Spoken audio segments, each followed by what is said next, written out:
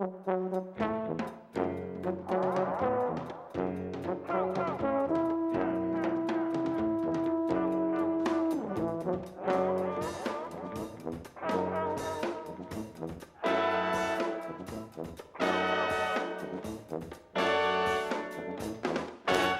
Type with Evan Solomon. You know, my great-great-grandmother was from the United States, and she remembered meeting former slaves. They were abolitionists on that side of the family. Now, slavery in America was, of course, abolished back in 1865 after the bloody Civil War, so it never occurred to me that one day I would have a similar experience. But, well, then I read Francis Buk's extraordinary new book, Escape from Slavery, and my eyes were opened to a terrible reality. You see, slavery around the world not only still exists, worse, it's thriving, and Buk should know. He was a slave in Sudan for 10 years. Now, most of us know little about Africa's largest and one of its most war-torn countries, Sudan. But since 1972, a religiously motivated civil war between the powerful Muslim north and the weaker Dinka and Nuer south, both southern tribes are largely Christian, has claimed 2 million lives and displaced 4 million Sudanese. Now, the tragedy has been compounded by mass starvation, which has also taken millions of lives. Now, one of the byproducts of this war has been slavery, something Francis Buk understands well. Buk was a Christian Dinka from southern Sudan when, at the age of 7, his family was killed, and he was kidnapped by Arab militias in the north and forced into slavery. It's a story that would have had a worse ending had Buk not managed to escape at the age of 17. Since his extraordinary escape, and it is extraordinary, Buk has made it his mission to abolish slavery around the world. He's met the U.S. President and Security Advisor. He's given speeches around North America. I hope you all will go back and empower yourself and ask yourself what you can do as an individual person. But despite Buk's efforts, the Sudanese government maintains that slavery has never existed in their country. There is no slavery in the Sudan. Slavery is a very heavy word which has been used by some anti-Sudanese groups in the United States and in the West in order to incriminate the Sudanese government and to topple the Sudanese government, actually, if possible. Well, I sat down with Francis Buk when he was in Toronto recently, and he began by telling me what he remembers about that fateful day back in 1986. When I was sitting underneath this big tree with a lot of other kids and women and men, and until a few minutes later, I heard gun shooting. And when I looked behind me, I seen a lot of horsemen and camelsmen. They stormed all the market and they started shooting. They were scary. And I seen one of the horsemen coming directly to me, and he grabbed my hand, and he was speaking a strange language. I couldn't understand. He was speaking Arabic. I don't speak Arabic. And then he took me and he put me aside with the kid ready to be captured, and they just started destroying everything on the market. You know, we're just watching, and I thought maybe they're going to shoot me or what's going to happen, you know, and I seen it was a very, very scary moment. And then who takes you then at that point? Where did you go? After that, we were marched all of us, the kids and women, and on the way we have one girl who's been crying all the way, and one of the militiamen been telling her to shut up, and she couldn't stop crying, and the guy just took her out of group and shot her on the head. So, and that scared me a lot. Even when I seen that, I said, wow, this is not good. This might happen to me, and it might happen to any kid here. So you're 7. Were you crying? Yes, I was crying, but when I seen the girl being shot, I shut up. I stopped crying because I thought the reason she got shot is because she was screaming. So then what happened to you? You were taken into a family. And then what happened, we were divided up to militiamen, and I was given to a guy named Juma Abdullah. Juma Abdullah. Juma Abdullah, he's the man who took me to his farm, and when I first arrived on his farm, he actually called the whole family to meet me. And his 3 children were standing there. He gave them a stick, and they started beating me and calling me Abid, Abid. And Abid means in Arabic word black slave. That was my welcome. Abid in Arabic, you say means not only black, but it's also the word for slave. Absolutely. So 10 years you ended up staying. But how do they turn you into a slave? What does that mean? Well, I knew that after I've been there for a week, I believe, they started training me to take care of the goats. He has a lot of goats. They're training you to become a shepherd. Yes, and it's a very, very dangerous work to do because the goat ran so fast away. And sometimes I take them to the Plus, the grass is very tall, taller than me even. I can't even see farther. And I lost a couple sometime when I came home. I get beat every day. You'd be beaten. I'll be beaten, and he always told me, my master. This is Juma. Juma. If you don't do your job very well, I will shoot you, or I would cut your leg off and you will stay home. And he'd be repeating this for many, many times until one day he said, see this boy, he lost his leg because he said that he complained a lot. He sometimes lost the cows and then he don't want to work. And now he lost his leg and he's home. So you saw a boy with yeah. his leg cut off. Yeah, and also he mentioned that he tried to escape. And this is one of the reason also he lost his leg. And when I seen that, there's a big evidence, and that's changed my mind. I said, I got to do my job very well. In the book, there's a part where yes. you meet another boy, and this other boy's also been taken in Yes. as a slave, and he's also a Dinka. Mm-hmm. What happens? I met a couple many, many times, and I always afraid to talk to them. Until one day, when I met a bunch of kids, I seen them. I ran to them and I said hello in my native language, Kada, and nobody responded to me. And I waited. I said, maybe they didn't hear me. I repeated again, and nobody responded to me at all. And then one of the boy walked towards me, and he said, you know what? You're too young, and you might be new here doing what you do, but I want to tell you, if you want to talk to me, speak in Arabic. Because I don't want to get in trouble, and I don't want you to get in trouble. Speaking in Dinka would get you in trouble. Yes. Well, I said, what's wrong speaking to you in Dinka? Are you not Dinka? He said, I am. I am talking to you in Dinka now, but because I just want to warn you. Because we're working with these people, we are not allowed to talk, with our native language. And I know I have my friend, we got in trouble before, we got beaten, we got threatened not to do that again. So when you see me next time, if you would like to say hello to me, say hello in Arabic, but not in Dinka. So you spent 10 years. Did you have any, for 10 years, did you have any friends? No friend in 10 years. Did you have any long conversations with people? No at all. I have fixed smile from my master, Juma Abdullah. So 10 years from the time you're 7 to 17. And what keeps you going? What was the thing that drives you to survive this?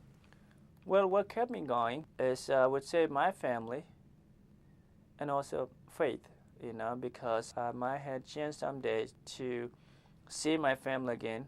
So I said, I don't want to give up. He has such presence, Francis Buk. And when we come back, he tells me about his journey from slavery to meeting with the President of the United States and with the former Secretary of State. He also tells me about a surprise call he got from a member of his family. Stick around for that.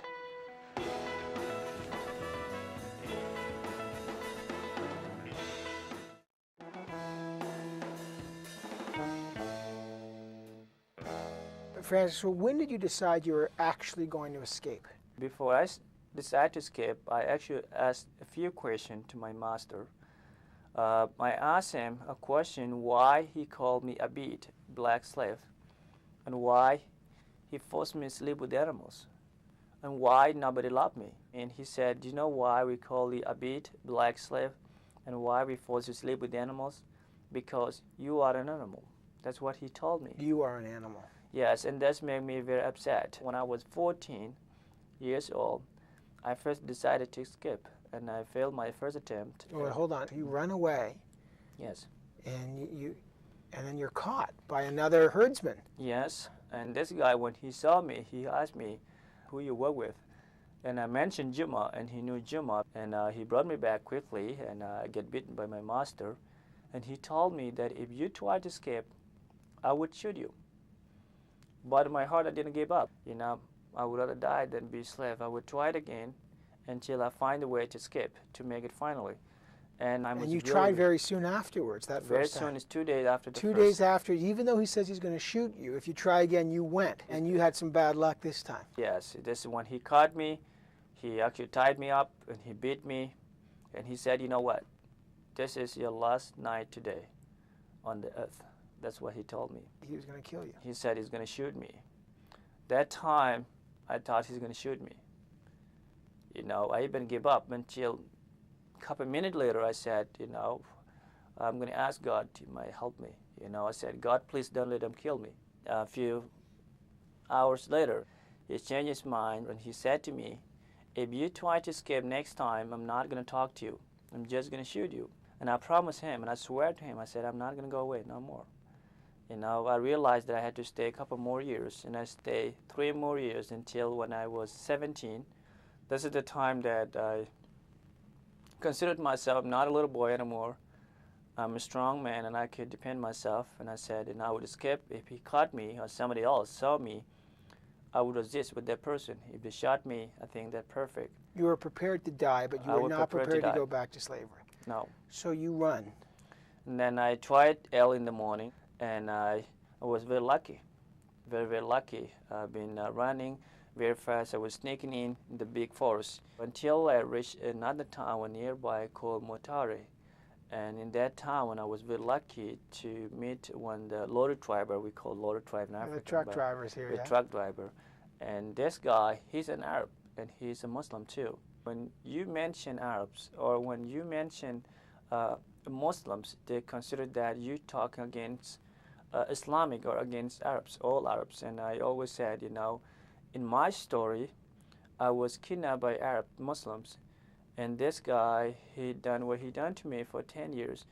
But at the end, when I escape, I get helped by truck driver who's an Arab and who's a Muslims. Which surprised even you. Know, which surprised me. And this is why I call it, this is not a matter of left and right. You know, this is a matter of right and wrong. So if you are a wrong person, you will be judged you are wrong and you are bad. Not everyone. So in my story, I made it clearly I'm not against Arabs. I'm not against Islam. I'm only against a man like Juma Abdullah and his partner, people who go and do what they do to my people, and those who are practicing the same thing. But the Sudanese embassy in Ottawa begs to differ. Abed El-Ghani Awad El-Karim says that Buk's book actually promotes hatred against Islam. It is wickedly written and poisoned with messages of hatred.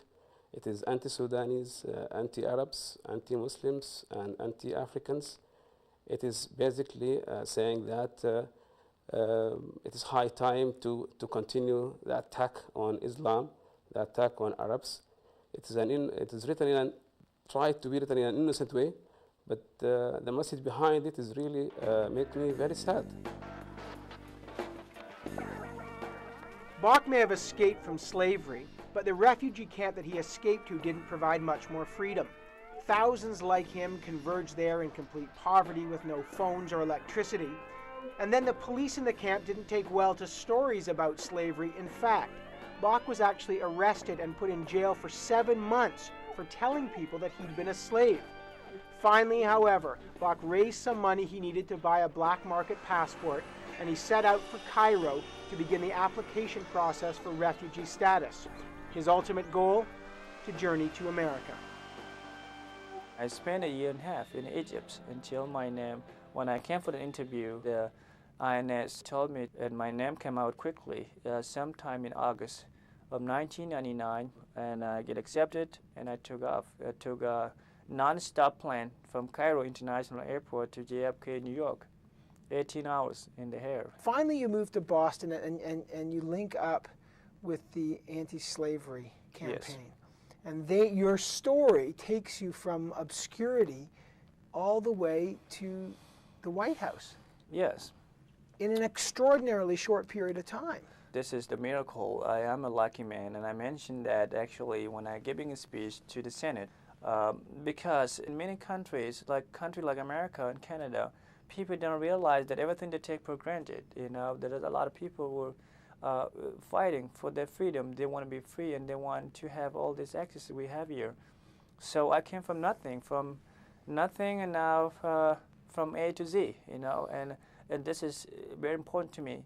When I joined American Anti-Slavery, I didn't know what to do, you know, and what kind of person I become and what I'm going to do, you know, to my people, like what I do today, or to 27 million people that I heard. 27 million people are slaves. Slaves worldwide today. And I joined the American Anti-Slavery Group. They helped me to speak out, and I spoke out first time in the Capitol Hill in Washington, D.C. And again, I went back in the same month and I testified to Foreign Relations Committee. And I had opportunity to meet with Secretary of State Madeleine Albright under Clinton, and then you met with Bush. Yes, so this is a gift, like I called it, now, and I'm so happy that... But at a price. Your family, you found out, was killed, right? Your father was killed? My father, my mother was killed? My two sisters. Your two sisters were killed? And I believe maybe some of my relatives, because I don't know where they are. So you're still alone. You have an older brother that you've been in contact with? They called at my work, but I work with the American Anti-Slavery Group, and they said, somebody on the phone with you. They want to surprise me. So I said hello to him, and he said, "That's you?" And I said, "That's you," and he started crying, and I was crying also, because this is very upset. We're separated, when I was 7 years old. I don't know, maybe he was 14. And he was crying, and only 5 minutes until 5 minutes expired, and I sent him a letter immediately when we had somebody going there. You've been sending letters, but you've never spoken to him since in almost 2 years. No, we talked. I sent him a letter, and then he sent me a letter back. And he's one of my family that I hope, even though we isolated now, that we can reunite someday and rebuild our family. All right, when we come back, we'll talk about the controversial practice of buying back slaves, or what's called redeeming slaves, in order to buy their freedom. Stick around for that.